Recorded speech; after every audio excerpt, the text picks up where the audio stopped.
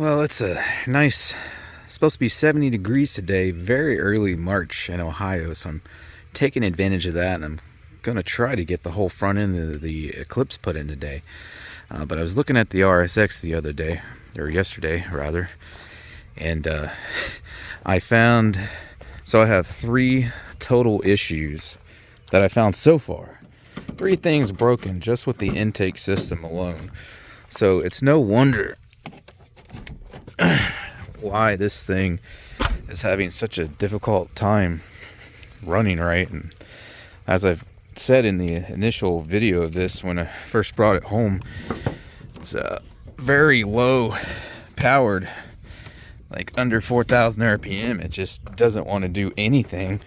I gotta like punch it to get it to go anywhere, and I do that a couple times and then it goes into limp mode. So let's see, where am I at here? So the first, I noticed on the test drive that this is broken off here. This is it's a coupler that goes to this, which I'm forgetting the exact terminology again, but this has got a runner that runs all the way through here with different channels, and it's supposed to turn one way or other depending on the RPM to give it it switches back and forth between the short runners and the long runners to give it the best possible power. So if you're running long runners when you shouldn't be, or short runners when you shouldn't be, that's drastically going to affect your power output there. And then I was also made aware right here, there's your throttle body. This intake boot is completely torn. I've ordered a new one, it's on the way. I'm still trying to figure out how to fix this wiring. I don't know if I'm gonna get something with piggyback on it, probably, and splice them in. It's probably easier than trying to like fix this coupler and get the wires back in or anything like that. But yesterday I noticed this broken piece right here, and I gotta take this cover off here to show you what's going on with that. And it's also part of the intake. So we got 3 different things on the intake system that's broke. We got these wires broke off here of the little butterfly valves that run in there for the dual runners. We got the freaking intake boot here torn, ripped, broken, and this thing's broken here. Alright, so it runs from the intake tube here, and this is plastic. It's snapped off, and I found where it goes. This is matching, if I can get a focus, black plastic there, and it's hard to see, but you can see where it's broke off from the side there. I had no clue what this thing is, so thankfully it didn't take me too long searching to find what it is. So this is a idle air assist valve. So basically all this does is it lets it, I think there's coolant passages that run through here, so it allows the intake to draw hot air when it's cold out, to help warm up the car quicker, I guess. But apparently you can delete this. I found some delete kits. I was just going to replace it with basically a factory unit or a factory copy, you know, rebranded unit, but I am not having any luck finding this part. I can get the Honda Direct one, the actual Honda OEM piece, but they want like over $100 for it.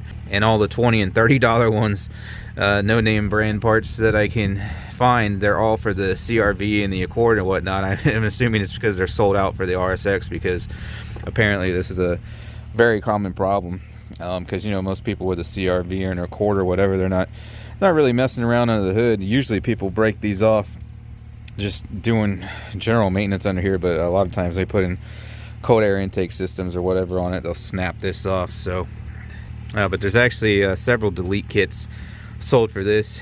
You don't need this. Again, it's just for like winter, so it's more of a convenience thing than anything. So since I can't find anything for 20 or 30 bucks, and I don't want to pay over $100 to fix something that I don't really need, I just went ahead and ordered a delete kit for it.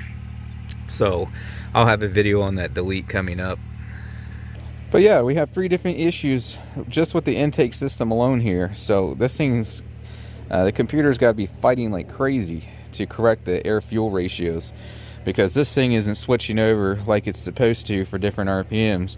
So the computer knows what it's supposed to be getting, but this isn't working to give it what it's supposed to be giving. So it's having to compensate for that, which that's probably the biggest issue right there, in terms of restricting my power there, because it's not getting the correct length of runners for the RPM that's needed.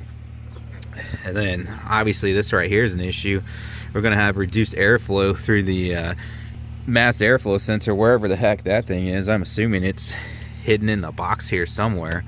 So not only is that pulling all the air in there, it's got an even bigger gap on the bottom, but you know, that can suck dirt and crap into the engine. I want to get that fixed real quick. And then the same thing with this being broken off here. It's just sucking in air there that it's not supposed to. So that's creating a leak in the system there too. So yeah, I got 3 different things busted on this intake system where the air is all wacky and all messed up. So it's no wonder this thing has a really weird power band right now with like no bottom end power. So I guess that's the first thing I'm fixing, or first things rather. So like I said, I'll have a video, just a short video on that delete kit coming up. But thanks for watching, guys, and I'll catch you on the next one.